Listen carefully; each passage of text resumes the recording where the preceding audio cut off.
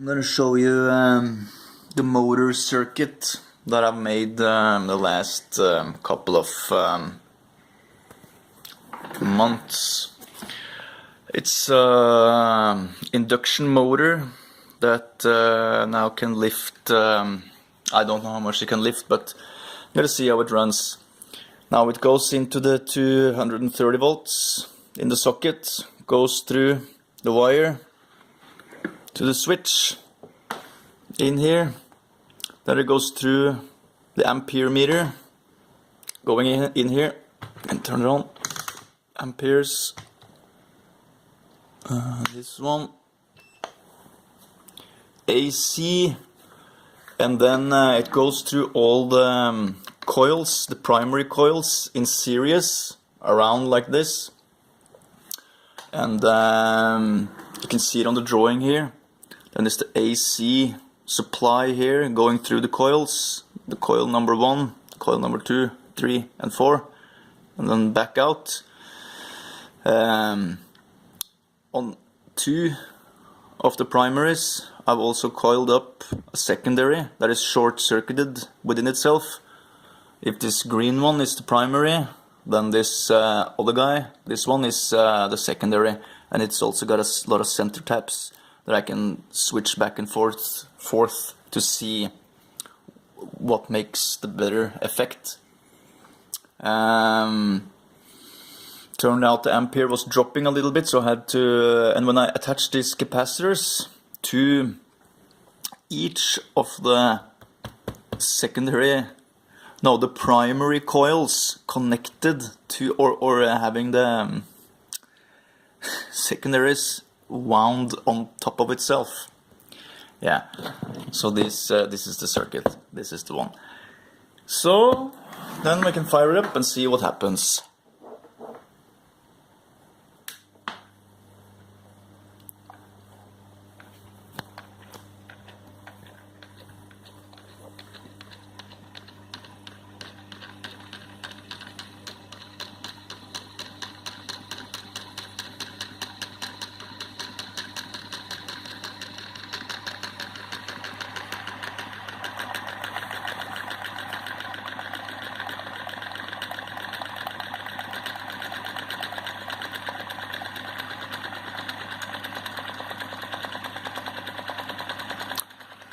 So now the motor runs at 0.7 amperes. With the capacitors attached, the amperes don't drop. If I disconnect the amperes, the effect will be a little lower. And it will also drop. Now this is the amperes on the secondary coils, these brown ones. Let me just enable it. You can see it produces about 5 amperes. And here it's starting to roll, and I got this laser meter that can measure. So now it says 1900, that's divided by 2 since it's a two-blade measure. So when it says 2000, it means 1000 RPMs, 1000 rounds per minute. So this one in this current setup, it usually goes up to about maximum 4 to 5. I've actually measured it up to 2006, and that is 1300 RPMs. But that was a once in a lifetime experience, and I don't know if you can do it again. But as you also can see, there's a little bit of distance.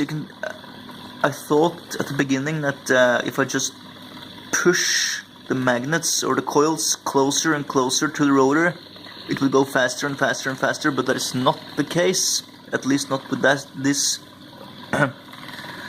motor. It's better with a little bit of distance. As you can see, it's a little bit of distance there. It's about 3 millimeters, maybe. This is you can see it's not aligned properly, but it's doing its thing. So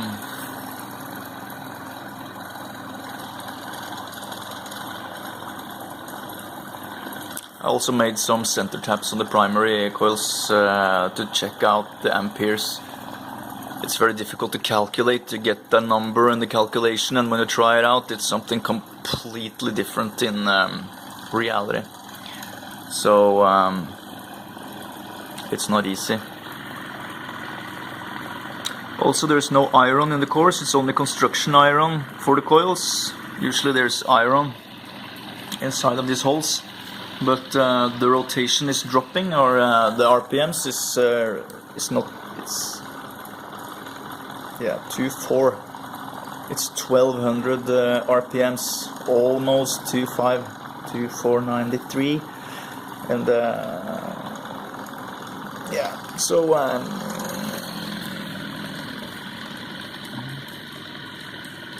it can run. So I'm gonna turn it off and let it pass out.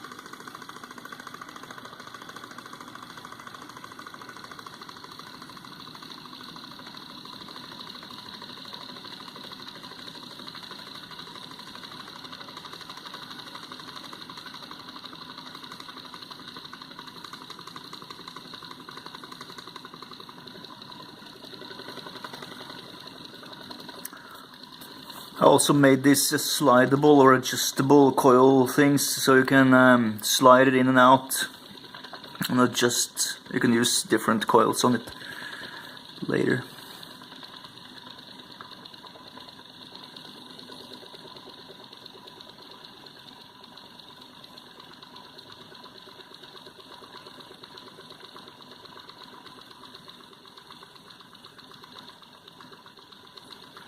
So it will be interesting to see how much weight it can lift. If this was a vertical crane, something lifting something up.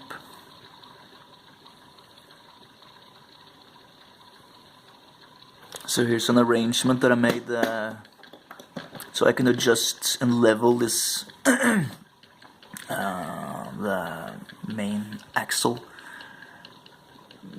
Then I can screw this up, or I can screw it down to level the top lid.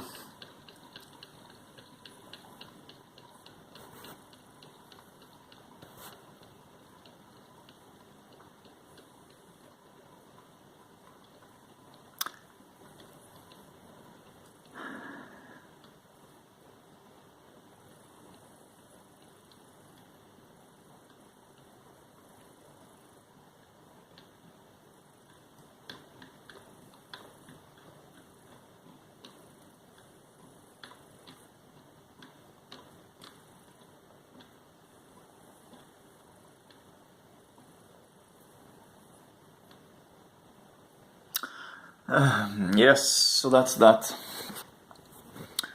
And now I've filed up a lot more cores, so I'm gonna try something new. Very well. Hasta luego.